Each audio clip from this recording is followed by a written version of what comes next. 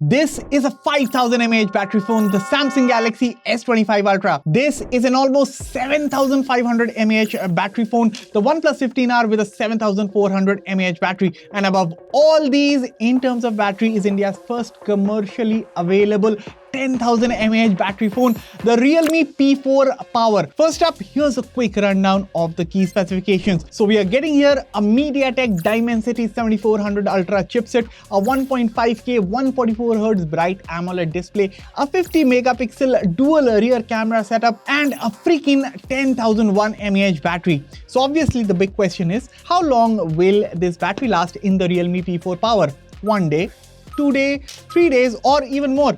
Let's find out. Hello everyone, I'm mAh for Digit, and this is the full battery drain test of the Realme P4 Power. Let's get started. See, on the PC Mark battery test, this thing runs for 30 hours, and that is something I have honestly never seen before. But the real question is, how long will it last in real life? So we are excited to torture the Realme P4 Power in the most extensive battery drain test possible, and by the end of it, we'll have a straight answer. So the shop is open, the phone is charged to 100%, and let's start doing the maths. We started the test at 10:30 in the morning with a YouTube video playback round that will run for 3 hours. Alongside it, we are using the Realme GT 7 as a timer, and yes, that one's on charge because it doesn't have a 10,000 mAh battery. So the test has officially started, and while this is running, let's talk about how Realme even managed to fit a 10,000 mAh battery inside a smartphone. So instead of a traditional lithium-ion battery, Realme has used a silicon carbon anode technology, and if you look at the physics and chemistry of it, silicon can store way more lithium ions than graphite. In simple words, this means you can fit more mAh of battery capacity into the same physical space without turning the phone into a power bank. That's why despite having a 10,001 mAh battery, the phone is just 9.08 mm thick and weighs 219 grams, which is honestly kind of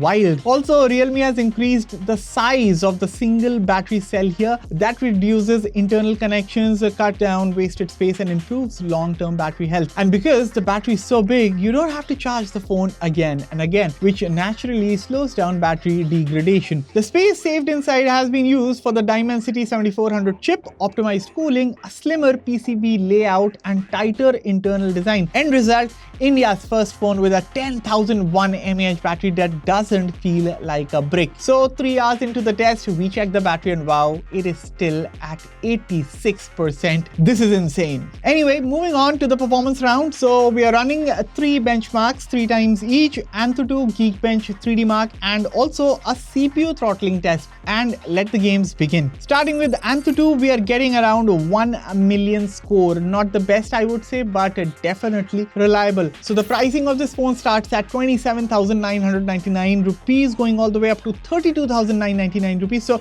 this directly competes with phones like the OnePlus Nord 5 and the Motorola Edge 70. And yes, compared to those phones, this one lags in raw scores, but none of those phones have a 10,000 mAh battery either. So Geekbench scores tell a similar story, respectable numbers, more of a can handle the load situation. CPU throttling for some reason is actually very impressive. 91% stability and average jips around 300,000. So again, no real problem here. The CPU performance is consistent and efficient.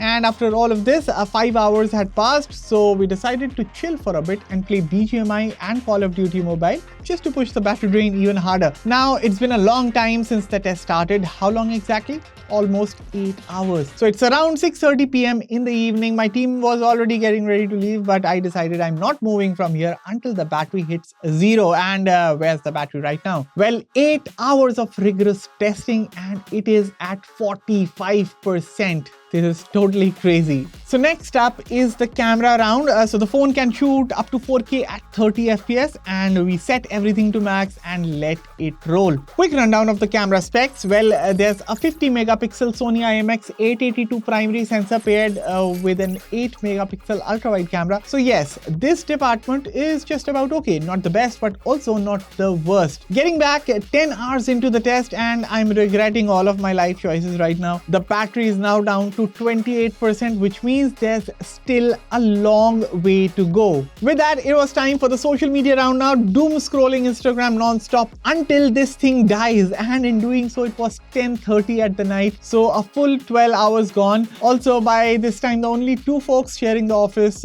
space were me and my floor's security guard. Definitely a night to remember. Anyway, fast forwarding to the final bit, and after a full 13 hours and 17 minutes of screen on time, the Realme P4 Power's battery finally hits 0. So now let's talk thoughts. Okay, the Realme P4 Power is unlike anything I have ever seen.